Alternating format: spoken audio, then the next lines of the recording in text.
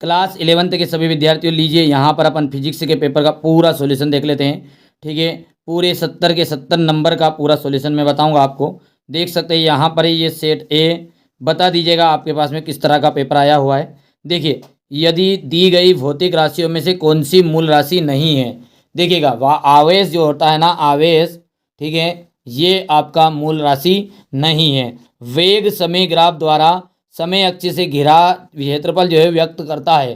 तो क्या व्यक्त करता है? ये विस्थापन व्यक्त करता है। क्या? विस्थापन। दी गई राशियों में किस किस पर जड़त्व आघूर्ण का मान निर्भर नहीं करता? किस पर? तो यहाँ से आपका कोणीय त्वरण राइट आंसर रहेगा, ए वाला। ठीक है, इसके बाद में आगे बढ़ते हैं। तो चंद्रमा पर कोई वायुमंडल नहीं है। क्यों नहीं है? क्योंकि इस पर पलायन वेग का मान जो है वो कम है। ठीक है, महाधमनी के ऊतक, रबड़ आदि जैसे पदार्थ जिन्हें तनित करके अत्यधिक विकृति पैदा की जा सकती है, वो कहलाते हैं। ठीक है, तो वो क्या कहलाते हैं आपके? ठीक है भैया, तो यहाँ से अपना आ जाएगा प्रत्यास्थ पदार्थ। ठीक है, क्या कहला जाएगा? प्रत्यास्थ पदार्थ कहला जाएगा। ठीक है, इसके बाद में स्प्रिंग नियतांक, ठीक है, के वाली स्प्रिंग से लटकाई गई द्रव्यमान एम वाली किसी वस्तु की कोणीय आवृत्ति होती है। तो अंडरवुड, यहाँ से बी वाला राइट आंसर रहेगा। अच्छा, इंग्लिश मीडियम वाले जल्दी से फटाफट अपना मिलान करो। ठीक है, पहला वाला है आपका यहाँ पर। ठीक है, पहले वाले की बात करें यहाँ पर, तो अपन पहले में आपका देख लीजिएगा, यहाँ से आपका बी वाला आंसर रहेगा, चार्ज वाला। दूसरे में आपका यहाँ से डिस्प्लेसमेंट आ जाएगा। थर्ड नंबर के लिए ए राइट रहेगा आपका। फोर्थ की बात करें अपन, देखो फोर्थ है, फोर्थ वाले में आपका यहाँ से डी ऑप्शन राइट रहेगा। फिफ्थ है, फिफ्थ के अंतर्गत आपका यहाँ से राइट रहने वाला है सी।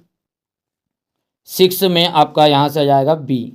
ठीक है भैया, यहाँ से देखिएगा। ठीक है, यहाँ से आपका रिक्त स्थान जो है, ठीक है भैया, रिक्त स्थानों को समझते हैं।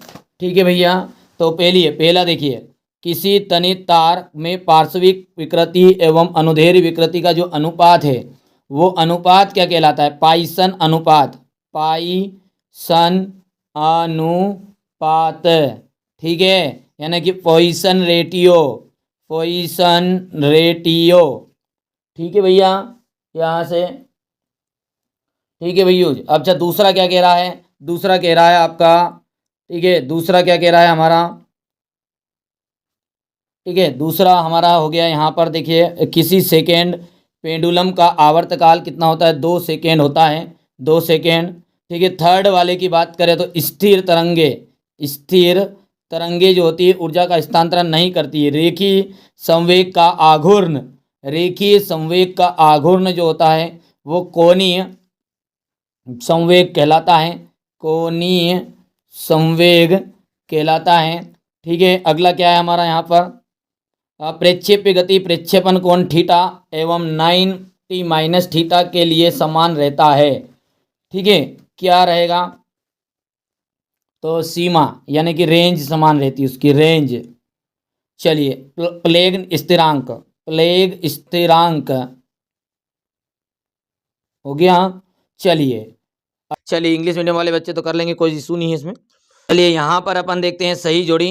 पहला जो है बल का आ जाएगा यहाँ पर आपका संवेग में परिवर्तन की दर। आवेग का आपका आ जाएगा रेखीय संवेग में परिवर्तन की दर। शक्ति की बात करें तो कार्य करने की जो दर होती है उसको कहते हैं अपन, ठीक है, शक्ति। ऊर्जा है कार्य करने की क्षमता। अप्रत्यास्थ संघट्य जो है वो आ जाएगी आपकी ऊर्जा की हानि। ठीक है, और घर्षण जो है गति विरोधी बल। हो गया। यहाँ से अपन देखते हैं तो पहले के लिए देख सकते हैं आप, पहले के लिए आपका डी आंसर रहेगा। ठीक है, rate of charge of momentum. ठीक है, दूसरा जो है इसका आपका हो जाएगा यहाँ से पहला। तीसरे की बात करते हैं तो यहाँ पर आ जाएगा rate of doing work. Energy का जाएगा एबिलिटी ऑफ डूइंग वर्क। ठीक है, यहाँ से आपका जाएगा लॉस ऑफ एनर्जी, और यहाँ से आपका जाएगा ये। हो गया। चलिए, अब है सत्य और असत्य। तो सत्य की बात करें तो पहला जो है आपका बिल्कुल सत्य राइट है। ठीक है, पहला आपका सत्य है। दूसरा आपका गलत है, तीसरा गलत है, ठीक है। और यदि हम चौथे की बात करते हैं तो चौथे में आपका यहाँ पर ये भी आपका गलत है, पांचवा जो है वो ट्रू रहेगा। कर पाओगे बढ़िया से। एक वाक्य में उत्तर की बात करें तो यहाँ पर सार्थक अंकों की जो संख्या होती है वो कितनी है, तो 4 है। 108 किलोमीटर प्रति घंटा का मान मीटर प्रति सेकंड में निकालो तो 30, ठीक है, मीटर प्रति सेकंड हो गया। कोणीय वेग एवं आवर्त काल में संबंध बताना है तो कोणीय वेग ओमेगा इज इक्वल टू हो जाएगा 2π/t। चलिए आगे क्या है, घर्षण गुणांक म्यू का विमी सूत्र है m0 L0 T0 हो गया। चलिए अगला क्या है हमारा यहाँ पर कि सार्वत्रिक गुरुत्वाकर्षण नियतांक जी का मान CGS पद्धति में लिखना है आपको। तो 6.67 इंटू 10⁻⁻8 डाइन, ठीक है, सेंटीमीटर स्क्वायर अपॉन, ठीक है, G⁻²। हो गया। चलिए आगे बढ़ाएं। यहाँ से देखिए गुप्त ऊष्मा को परिभाषित करना है। वीन का विस्थापन नियम, सरल लोलक की लंबाई, सरल आवर्त के लिए त्वरण का सूत्र, ठीक है। यहाँ से देख सकते हैं आप अनुदैर्ध्य और अनुप्रस्थ तरंगों में अंतर, तरंगों के अध्यारोपण का सिद्धांत।